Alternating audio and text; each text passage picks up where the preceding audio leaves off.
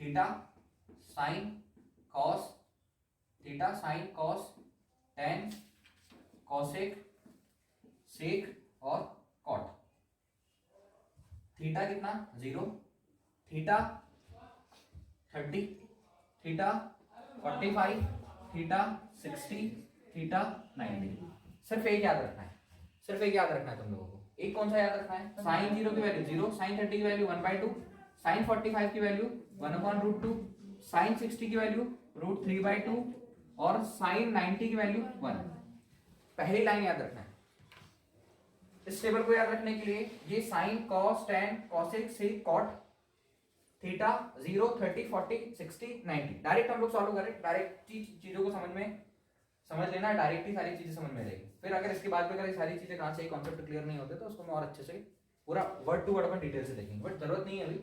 Sign 0 0, sign 30 1/2, sign 45 1/√2, sign 60 √3/2 और sign 90 कितना। अब जब कॉस चाहिए तो इसकी इधर की डिजिट से इधर लिख दो 1 √3/2 1/√2 1/2 0। पहली चीज याद रख लो, अलग से निकाल लो उसको बाहर कि साइन 45 कॉस 45 दोनों कितने होते हैं 1/√2। पहला यहां से हमको इन पूरी की पूरी वैल्यूज में से दो वैल्यूज याद होगी कि साइन 45 और कॉस 45 दोनों सेम। Sign 45 1/√2, cos 45 1/√2। कहीं पर भी लिखने के लिए आएगा कि साइन 45 की वैल्यू कितनी 1/√2, कॉस 45 की वैल्यू कितनी 1/√2। खत्म। आगे देखो टेन, तो मैं एक एक करके लिख रहा हूं।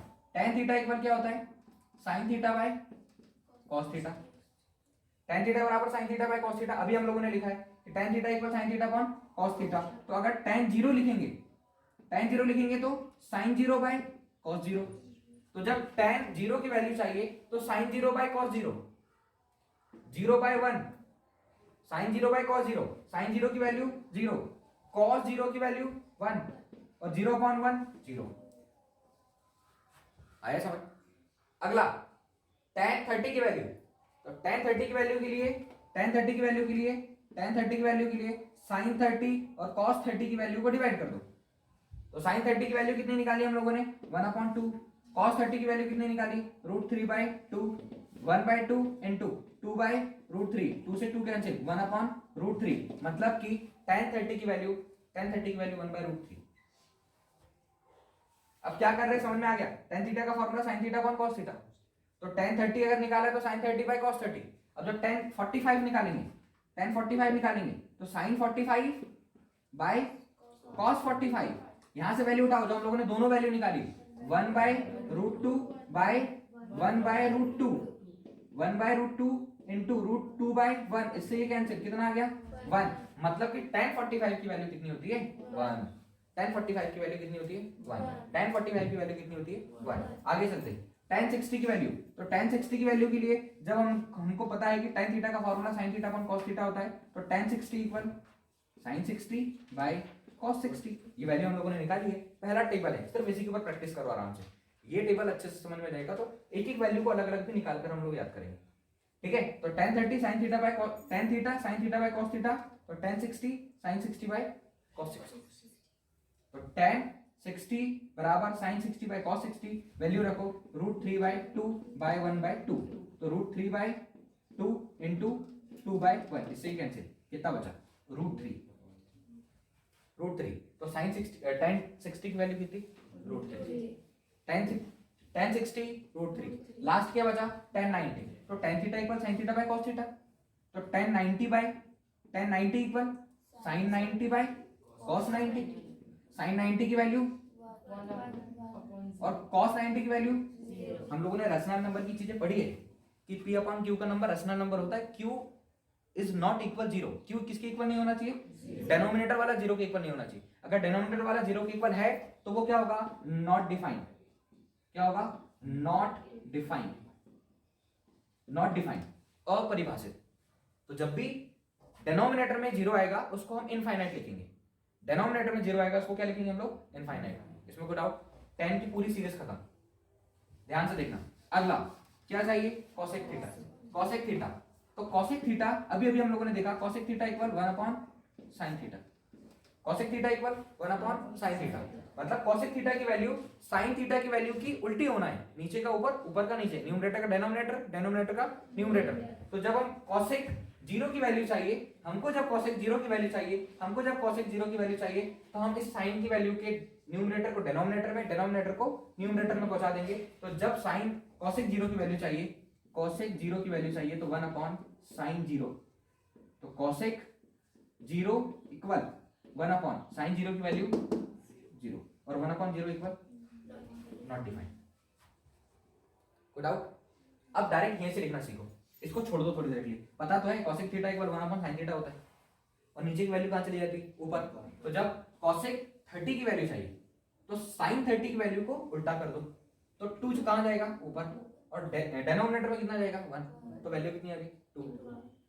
cosec 45 की वैल्यू चाहिए तो sin 45 की वैल्यू को उल्टा कर दो, क्या? √2। cosec 60 की वैल्यू चाहिए तो sin 60 की वैल्यू को उल्टा कर दो, न्यूमरेटर की जगह पर डिनोमिनेटर, डेनोमिनेटर की जगह पर न्यूमरेटर, 2/√3।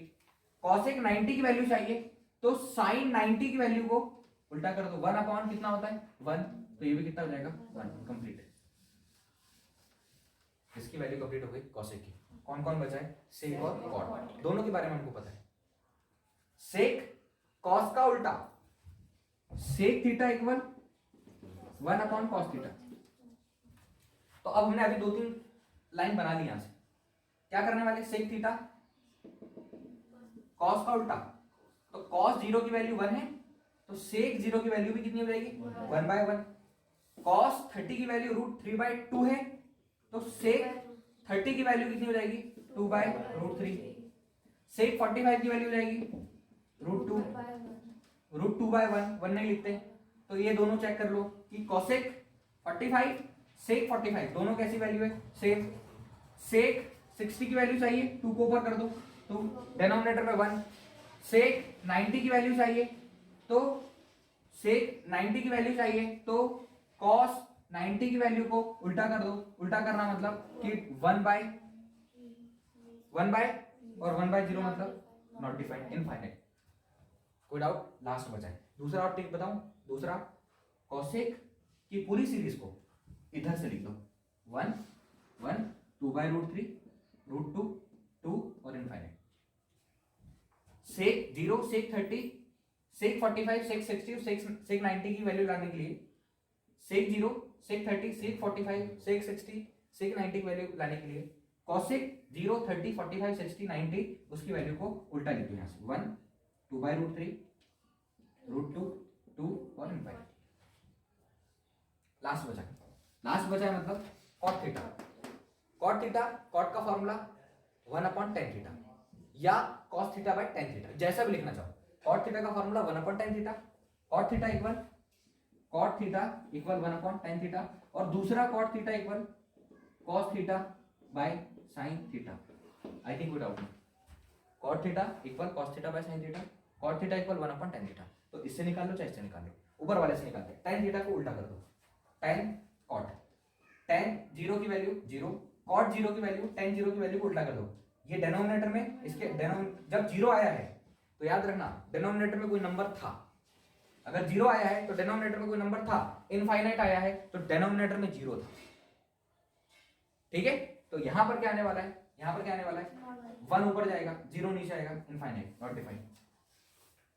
इसको ऊपर पहुंचा दो √3, इसको ऊपर पहुंचा दो 1, इसको ऊपर पहुंचा दो 1/√3, डेनोमिनेटर में 1 है, 1/√3। और जब यहां इनफाइनाइट आया तो उसके डेनोमिनेटर में कितना था?